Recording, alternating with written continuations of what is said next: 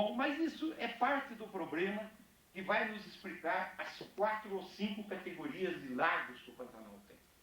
O Pantanal tem lagos grandes encostados com as serranias fronteiriças, o que dá uma diversidade paisagística fantástica, aqueles morros florestados com floresta subcaducifólia e no interstício entre os morros uns lagos enormes.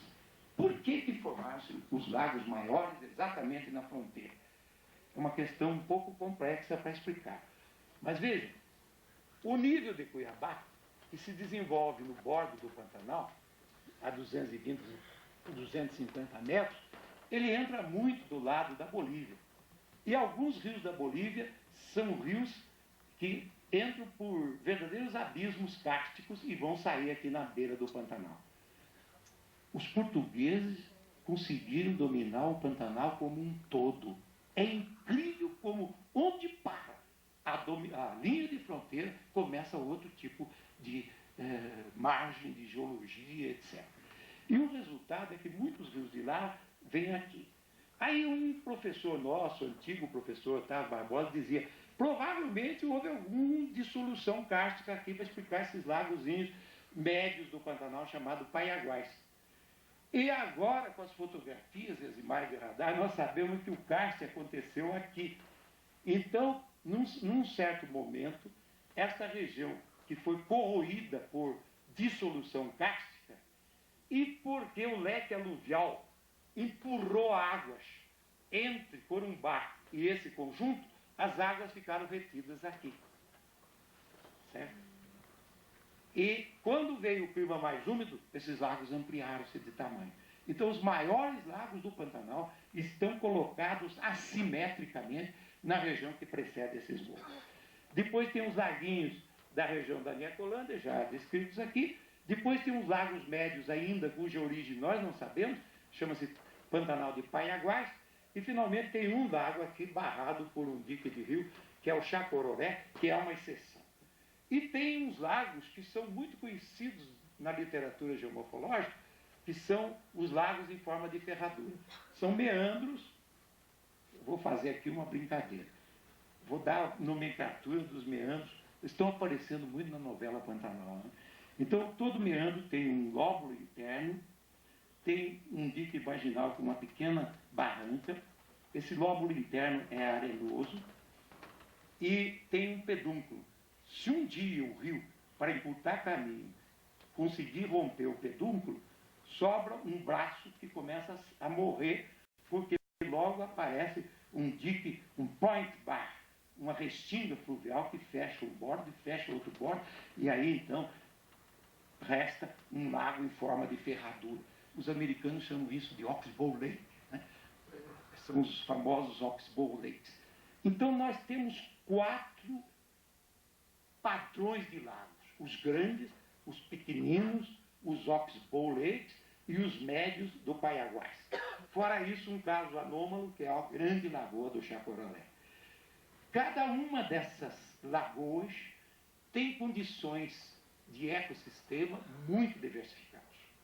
Aqui eu vou falar uma coisa que não é uma crítica para os meus colegas. A palavra ecossistema significa uma espécie de derivada da associação entre fatos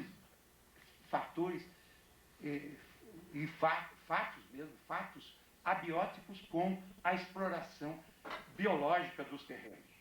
E, nesse sentido, pressupõe uma vinculação muito íntima entre o chão e a chegada de uma certa massa vegetal que pode colonizar aquele espaço.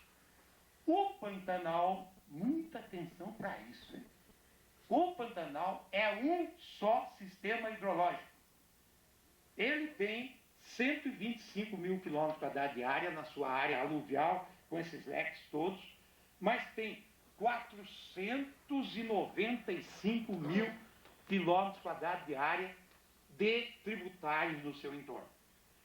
E, nesse sentido, o Pantanal, ele próprio, com seus 125 mil quilômetros quadrados, está na transição entre o domínio da natureza, conhecido como domínio do Cerrado, e o domínio do Chaco. e o domínio periamazônico. São 3 os domínios de natureza, não 3 ecossistemas. Cada domínio de natureza tem um subconjunto de ecossistemas. Então, a riqueza da biodiversidade no Pantanal é multiplicada porque o Pantanal é o ponto de colonização de 3 domínios da natureza, cada qual com um subconjunto de ecossistemas. Por favor, essa história de chamar o Pantanal de ecossistema não resiste a qualquer crítica. O que é um sistema hidrológico é uma coisa, e os ecossistemas são muito mais variados e, sobretudo, têm atributos dos cerrados, atributos da zona chaquenha, entrou mais ou menos assim o conjunto das coisas, e atributos amazônicos. Mas para complicar a história, e eu estou realmente hoje para complicar um pouquinho, ele tem lembranças do tempo seco. Os botânicos de Campo Grande e os botânicos brasileiros têm feito excelentes estudos sobre espécies de caatinga arbórea no bordo do Pantanal. Então, tem um quarto conjunto que não chegou, ele já estava durante o clima seco. E este conjunto ainda se desdobra por um tipo de agreste com uma beleza extraordinária de espécies muito variadas entre si, algumas das quais floridas, que dão ainda mais biodiversidade ao Pantanal. Em síntese, o Pantanal é um resultado da recolonização recente de uma depressão quente e seca, que já tinha componentes de caatinga, e durante a retropicalização que a região sofreu depois de ter sido muito seca, entraram componentes dos cerrados, dos cerradões, entraram componentes da zona periférica da Amazônia e entraram componentes de sudoeste vindo da região chaquenha ou ocidental. Daí a riqueza do Pantanal, que evidentemente não dá para comparar com pequenas planícies, né? de outras localidades, sejam elas quais forem. E também gostaria de dizer a vocês que, em função disso, se multiplicaram os hábitats para as diferentes formas animais que estavam na periferia da Amazônia, que estavam nos cerrados, como a ema, etc., e outros animais que estavam no Chaco Ocidental e nas caatingas. Então, o Pantanal conseguiu, em função da multidiversidade das suas biodiversidades, em termos florestais e em termos de vegetação, conseguiu ter uma multiplicidade de vida extraordinária. E novas adaptações que não existiam antes. Daí a beleza do ponto de vista da biologia, da ecologia animal, etc. Eu não gostaria muito de alongar essa minha palestra, porque, evidentemente, ela é mais uma conferência um pouco relacionada com conhecimentos de diferentes áreas, não é? Multidisciplinar. Mas eu queria chamar a atenção para vocês de algumas coisas que são essenciais para o controle sensu estrito do Pantanal. Eu considero as palavras do Brits, as palavras do Domingos Godoy, excelentes em termos de várias coisas. Por exemplo, a do Domingos sobre o assaque ao Pantanal. O Pantanal está sendo assacado por todas as áreas do Brasil. Tal como aconteceu na Amazônia, os especuladores de todos os naipes, à custa de levar desenvolvimento, compraram terras com excedentes dos seus ganhos das indústrias, dos bancos, na política, e estão invadindo o Pantanal, pretendendo fazer um desenvolvimento mais maciço e mais forçado. São os criminosos de sempre, não é o homem. Né? O homem, felizmente, também somos nós, são os homens do Pantanal, etc. São classes sociais ligadas a um capitalismo extremamente selvagem. Essa é a verdade. Bom, além disso, tem os ataques do exterior, etc., combinados ou não com esses mesmos capitalistas selvagens. Felizmente, nós temos muitos aliados.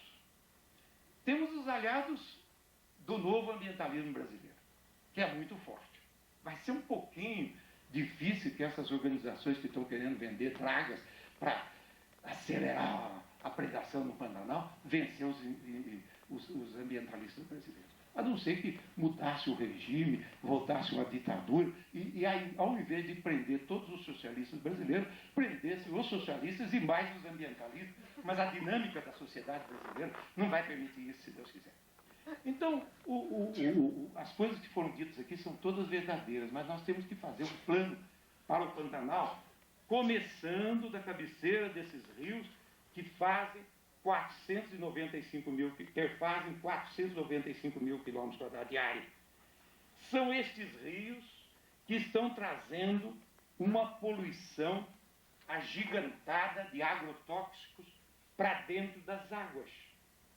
Eu considero que 2 séculos de ocupação por pecuária, e até mesmo com algumas distorções, não foram suficientes para predar o Pantanal. Quando eu vi hoje a exposição sobre a Everglades, eu digo, felizmente a nossa situação é muitíssimo melhor. Mas atenção, a situação das águas é pior que a deles. Eles têm lá uma plantaçãozinha de cana muito pequena. Nós temos toda uma região pioneira do oeste de Mato Grosso, uma fronteira agrícola legítima do país, em expansão, que começa aqui no extremo sudoeste, na região da Bodopena, envolve toda a região do Planalto da Aquidauana e chega até as cabeceiras